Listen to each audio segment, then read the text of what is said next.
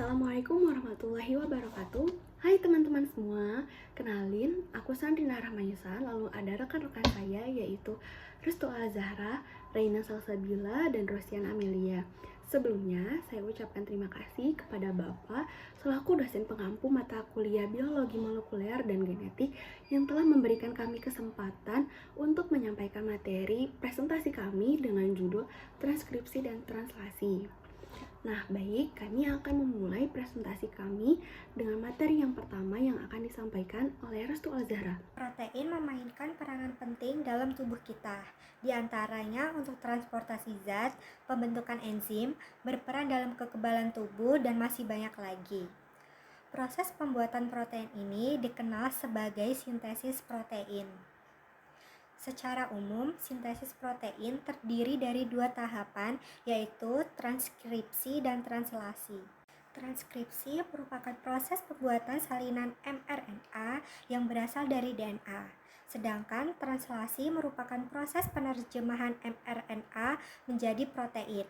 Jadi, singkatnya sintesis protein adalah proses DNA menjadi mRNA, lalu mRNA menjadi protein. Selanjutnya ke tahapan pertama dari sintesis protein, yaitu transkripsi.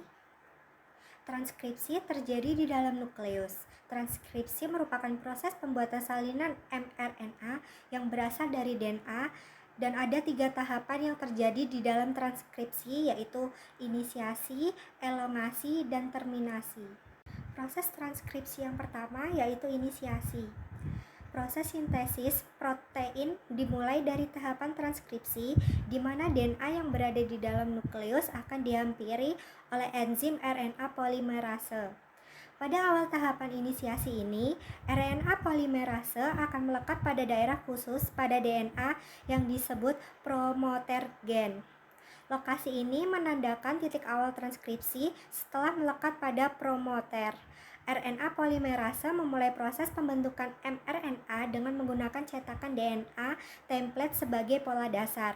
Disinilah dimulainya pembacaan dan penyalinan informasi dari DNA menjadi mRNA yang nantinya akan menjadi cetakan untuk sintesis protein. Selanjutnya yaitu pada tahap elongasi. RNA polimerase akan melanjutkan pembacaan dan menyalin informasi dari DNA. RNA polimerase mengarahkan pembacaan dari arah 5 ke arah 3 pada DNA template, lalu membentuk rantai mRNA yang sedang tumbuh. Dalam proses ini, pasangan basal antara DNA dan mRNA terjadi sesuai dengan aturan komplementer. Adenin A pada DNA akan berpasangan dengan urasil U pada mRNA. Lalu timin T pada DNA akan berpasangan dengan adenin A pada mRNA. Guanin G pada DNA akan berpasangan dengan sitosin C pada mRNA. Dan sitosin C pada DNA akan berpasangan dengan guanin G pada mRNA. Ini adalah poin penting dalam memastikan bahwa urutan basa pada mRNA sesuai dengan informasi yang ada pada DNA. Tahap terakhir dari transkripsi adalah terminasi, yang terjadi saat RNA polimerase mencapai urutan DNA yang disebut sebagai daerah terminator. Daerah ini menandakan akhir dari segmen gen yang harus ditranskripsi menjadi mRNA.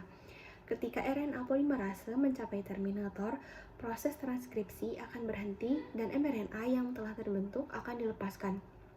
mRNA yang mengandung urutan 3 basa nitrogen yang dikenal sebagai kodon selanjutnya akan meninggalkan nukleus melalui pori-pori nukleus dan menuju sitoplasma. Di sitoplasma inilah proses translasi akan dimulai, di mana mRNA akan diterjemahkan menjadi rantai polipeptida yang akhirnya membentuk protein fungsional. Selanjutnya terdapat proses translasi. Proses translasi sendiri mengubah informasi genetik yang terkandung dalam RNA menjadi protein fungsional. Proses ini melibatkan 3 tahap utama, yaitu yang pertama inisiasi, kedua elongasi, dan yang ketiga terminasi. Untuk yang pertama, tahap inisiasi, setelah tahap transkripsi selesai, mRNA berpindah dari nukleus ke sitoplasma, tempat ribosom berada, untuk melanjutkan tahap translasi. Pada awal inisiasi, ribosom unit kecil terikat pada mRNA dan bergerak dari arah 5 ke arah 3. Ketika ribosom subunit kecil menemukan kodon AUG pada mRNA, tRNA yang membawa asam amino metionin dengan antikodon UAC akan melekat pada mRNA. Setelah tRNA berikat, ribosom subunit besar akan datang dan terikat bersama subunit kecil, melengkapi proses inisiasi. Ribosom subunit besar ini memiliki 3 daerah utama, yaitu A. Acceptor site, lalu ada P. Peptidyl site, dan E. Exit site. Baik, untuk tahap setelah inisiasi adalah elongasi. Pada tahap ini, kodon yang dibawa mRNA akan diterjemahkan menjadi asam amino. Selain itu, masing-masing asam amino akan digabungkan oleh tRNA membawa asam amino untuk disusun menjadi protein. Gabungan dari asam amino tersebut akan menjadi rantai polipeptida. Dan yang terakhir ada tahap terminasi. Tahap terminasi ini terjadi ketika salah satu dari 3 stop kodon UAA, UAG, atau UGA berada di daerah acceptor site atau bertemu dengan ribosom. Stop kodon ini dikenal oleh protein khusus yang disebut faktor rilis. Ketika faktor rilis memasuki daerah acceptor site, polipeptida akan dilepaskan dari ribosom.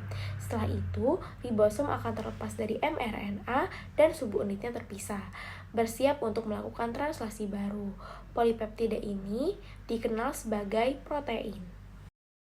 Di bagian ini kita menjelaskan proses sintesis protein secara singkat, dimulai dari transkripsi yang memiliki 3 tahap, yaitu inisiasi, elongasi, terminasi, yang mengubah proses DNA menjadi mRNA, dilanjutkan dengan proses translasi yang memiliki 3 tahap, inisiasi, elongasi, terminasi, yang mengubah mRNA menjadi protein.